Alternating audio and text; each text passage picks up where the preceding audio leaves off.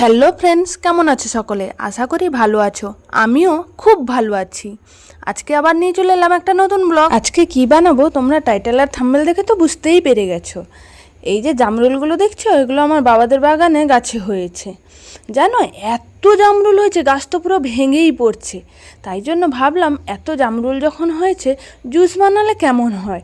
তাই জন্য জামরুল তুলতে চলে এলাম। দেখো, প্রথমে ভালো ভালো বড় বড় দেখে জামরুলগুলো তুলে নিব। এই দেখো তুলে নিলাম, একটু সাজিয়েও নিলাম। সাজানোটা কেমন হয়েছে তোমরা কমেন্টে বলো তো সবাই। সঙ্গে বাগান থেকে একটা পাতিলেবুও তুলে নিলাম। তারপরে ভালো করে জামরুলগুলোকে ধুয়ে নিব।